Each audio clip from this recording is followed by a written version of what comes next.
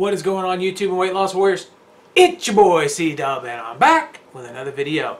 And today I want to tackle an important topic about who we should believe and how we should come to the conclusion whether to trust or not trust somebody. And we're going to do it right after this.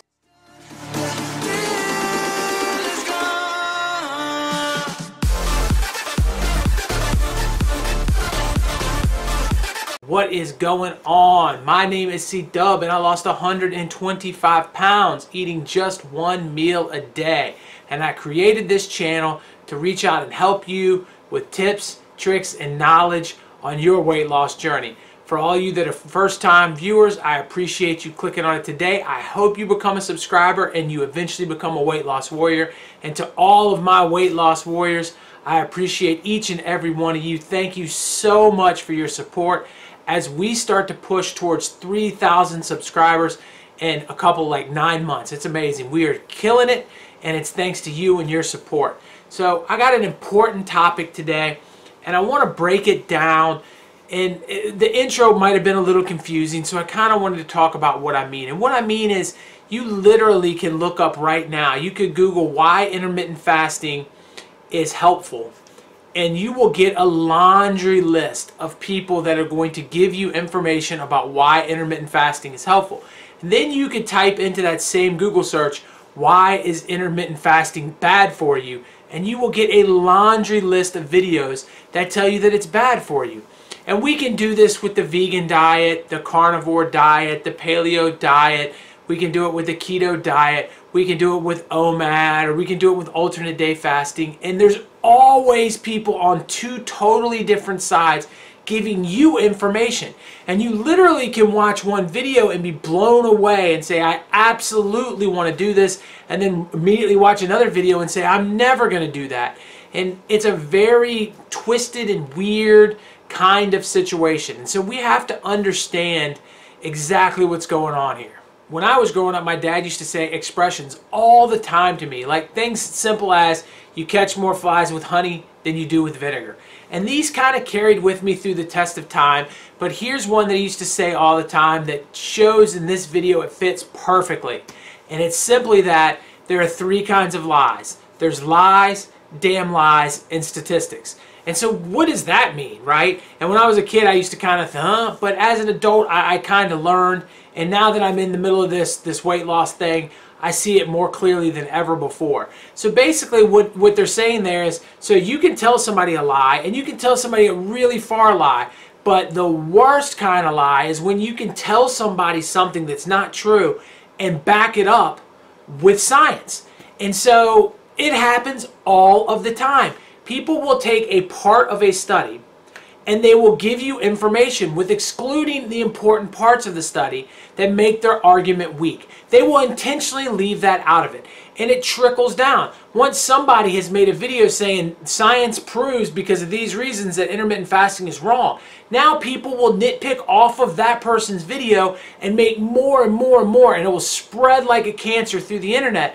And realistically, it didn't say things like, well, they were allowed to eat 500 calories during their fasting window, or whatever it is that makes their argument weak. That is going to get excluded from it.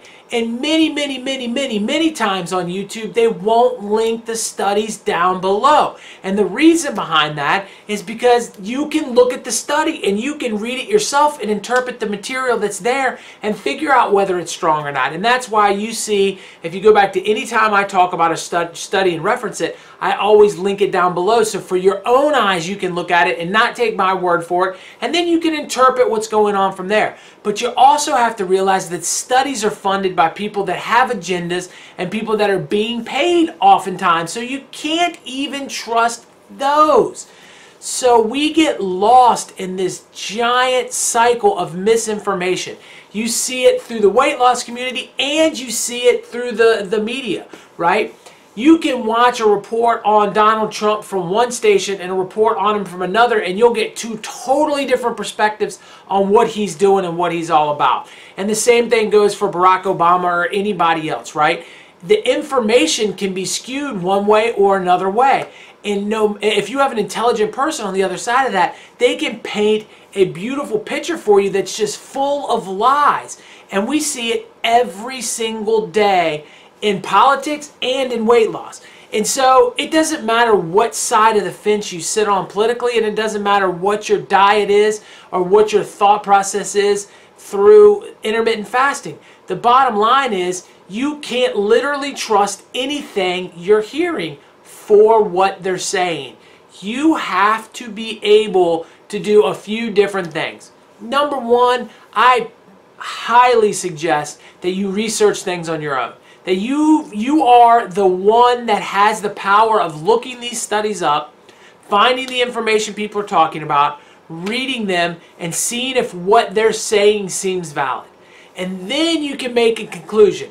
One other thing that I suggest is using your common sense.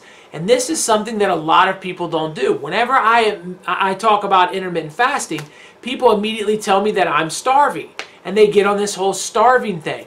But one of the things that I will never get past when I have this conversation with people is that when in the history of humans have we ever been able to eat like we eat now?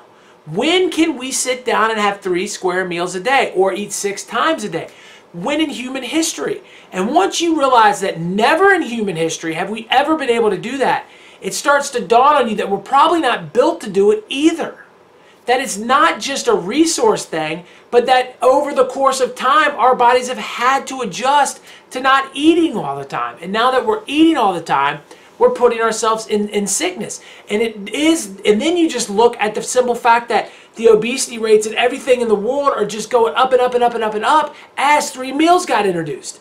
And it just gets worse and worse. And the more stuff that's out there, the more it just spirals into a ball of craziness. So for me, that's very much common sense. Now you can tell me it's all insulin, and this person can tell me it's all calories in, calories out, and this person over here can tell me it has nothing to do with any of that. You're born one way or you're born another way, and we can all sit down and we can debate all those things. But common sense says that the standard way of doing what we do in this country leads 75% of adults to be overweight or obese. That's a fact. Let me repeat it so that you fully understand that. Eating 3 square meals a day and doing the American standard thing to do, or now the worldwide standard way of eating, leads 75% of adults to be obese. That's it. So you can't tell me that that works. And so then if this is the way that we have geared it, something is incredibly wrong. So what is the answer? And I believe that the answer is eating less often and eating less.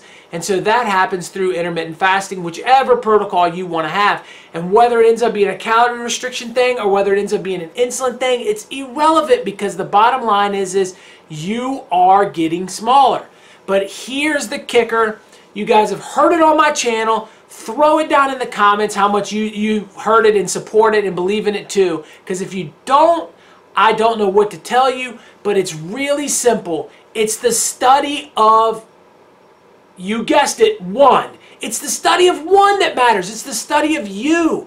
It's the results that you are getting. If you are doing something and you're not getting results, you're doing something wrong. It doesn't matter if it's eating 1 meal a day, if it's eating 17 times a day. If you're getting results, you're doing something right. If you're not, you're doing something wrong. And you have to be able to confront yourself, look at yourself in the mirror and say, okay, I'm not changing on the scale. I'm doing my measurements. They're not changing. What do I need to do to fix this situation and make an adjustment? Then reevaluate and say, okay, I adjusted and it's still not moving. Okay, let me adjust again. And then, oh, okay, maybe this plan isn't working at all because I've adjusted 3 times and I'm still not moving the scale. So now I've got to take a step back and I've got to come up with a brand new plan and learn from the failures that I've had and piece that together and move forward from there. So ultimately speaking, the study of one is the study you need to do. And when you found out what is working and you do it day in and day out, you don't make excuses, you do the right thing, you're going to be okay. There's another point I want to make about that, and that you have to be consistent in order for it to be a study of one. You can't go in there and do the right thing 5 days a week and do whatever you want to and then say that your plan isn't working. You got to look at the fact that you're getting off your plan 2 days a week. And you got to figure out, what can I do from now till the end of time? And that is the key. And when you get that and it moves the scale down, you are 100% golden. And it doesn't matter what system you fall into or what diet plan you fall into. I don't care if you want to eat 80 times a week. It doesn't matter as long as you've lost weight and you consistently do what you're doing. Diet doesn't matter, anything else, whatever you need to do to work, works. And so one last comment on that. So if you're doing a particular diet and you feel good and you feel healthy, keep doing the diet. You know, it's funny that some people will say, well, I eat one meal a day and I don't feel good. Well, then stop eating one meal a day. And same thing goes if you're doing keto and you're not feeling good, stop doing keto. But if you do keto and you feel amazing, if you do OMAD and you feel amazing, keep doing it. Keep doing it. Stop letting other people get in your head and stop believing in things that have never really scientifically been proven. Keep in mind they didn't even start studying this until recently, and they barely do it, and most of the time it's funded by people that want to feed you. So I hope you enjoyed it. I hope you got something out of this video, because I want you to know that it matters only if it works for you. And everything else needs to go out the window, even if I tell you it. If I say something and it's not working, move on. Keep watching my channel, but move on. Try something else. All right, my face is popping up right here. I'd like for you to click on it and subscribe. It is 100% free, but the information, tips, and tricks that I'm going to give you are priceless. I appreciate each one of you. I will catch you next time. Peace.